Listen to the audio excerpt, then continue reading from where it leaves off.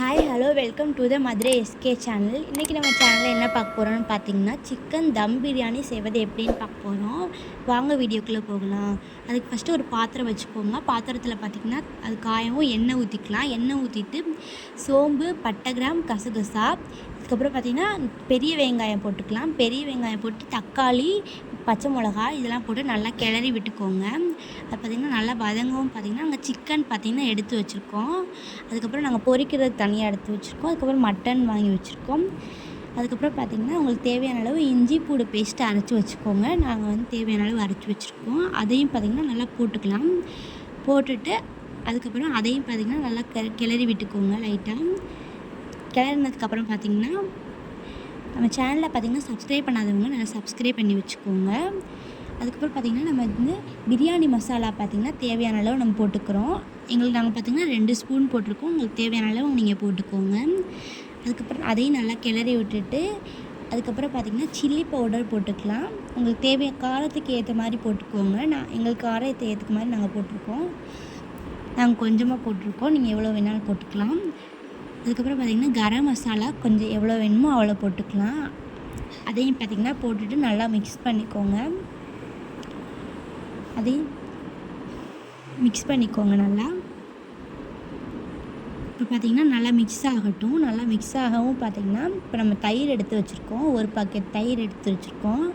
அது உங்களுக்கு தேவையான அளவு நீங்கள் ஊற்றிக்கோங்க. நாங்கள் ஒரு பாக்கெட் ஊற்றிருக்கோம்.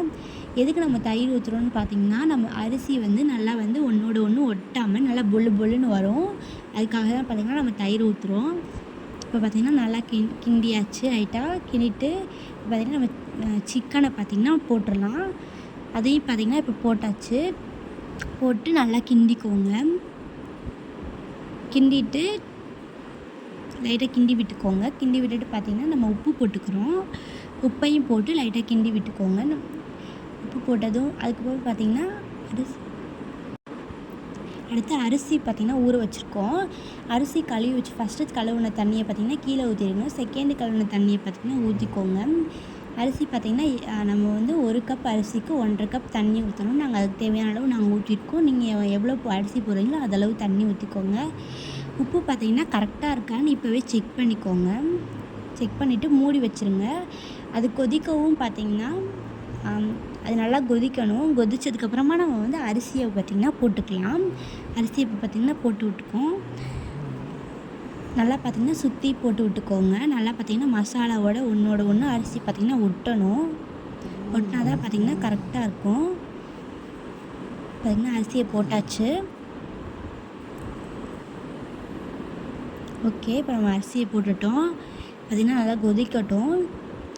அதுக்கப்புறம் பார்த்திங்கன்னா நம்ம நெய் பார்த்திங்கன்னா எடுத்து வச்சுருக்கோம்.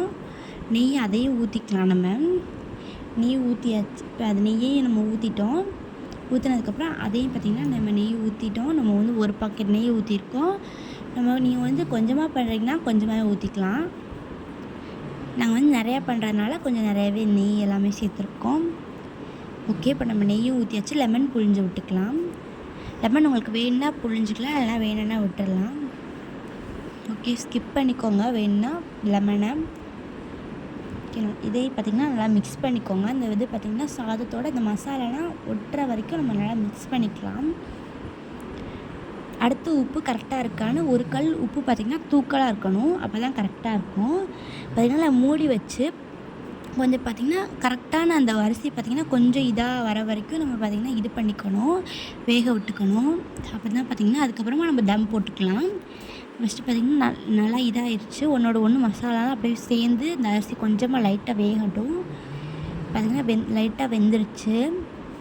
ஓகே, கரெக்டான அதுக்கப்புறம் பார்த்திங்கன்னா நம்ம வந்து இப்போ தான் கரெக்டான அளவு வந்திருக்கு. இப்போ பார்த்திங்கன்னா நெய் வேணுன்னா ஊற்றிக்கலாம். நாங்கள் கொஞ்சமாக ஊற்றிக்கிறோம். இப்போ லைட்டாக வேகிற பதம் வந்துருச்சு.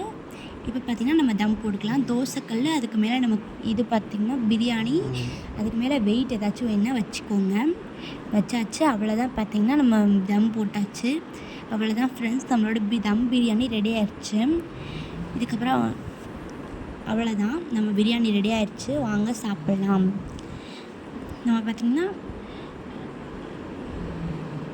நம்ம சேனல் பார்த்திங்கன்னா சப்ஸ்கிரைப் பண்ணிக்காதவங்க சப்ஸ்கிரைப் பண்ணிக்கோங்க.